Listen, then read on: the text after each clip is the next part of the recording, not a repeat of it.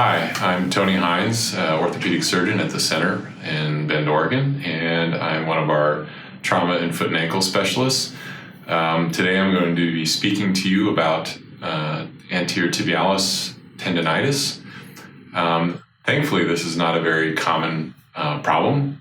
When we think about muscles in the leg and the foot and ankle, we think about the anterior tibialis as being basically the oppositional muscle for the leg for the calf.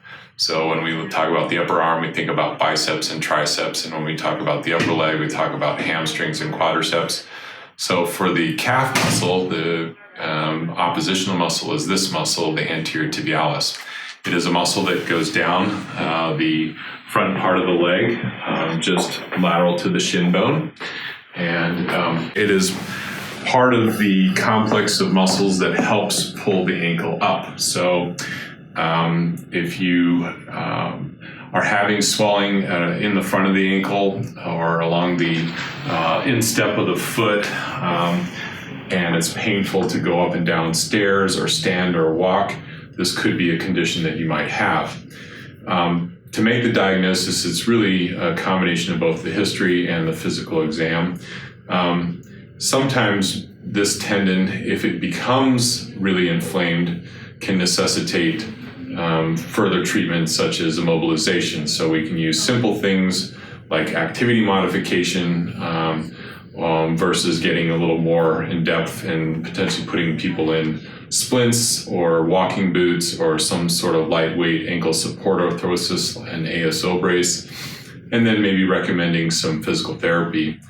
Sometimes swelling and pain in this tendon can be a harbinger of worse things to come, such as a tendon rupture. Thankfully, this is very uncommon.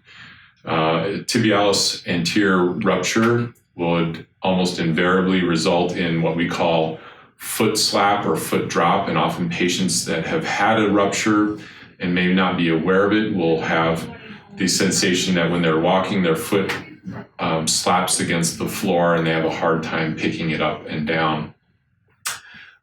It can be repaired if it's caught early, but it's oftentimes a tendon injury that is frequently missed, particularly by primary care providers and ER physicians, because it's hard to identify as a potential injury and rupture. Thankfully, it's very uncommon, and the more common thing is to develop tendonitis or an irritation or inflammation around the tendon. And as I said, we can treat this oftentimes with very simple measures such as immobilization, icing, to some degree using maybe some over-the-counter anti-inflammatory therapy, but friction massage oftentimes with ice, and then contrasting that with moist heat is often sometimes very helpful.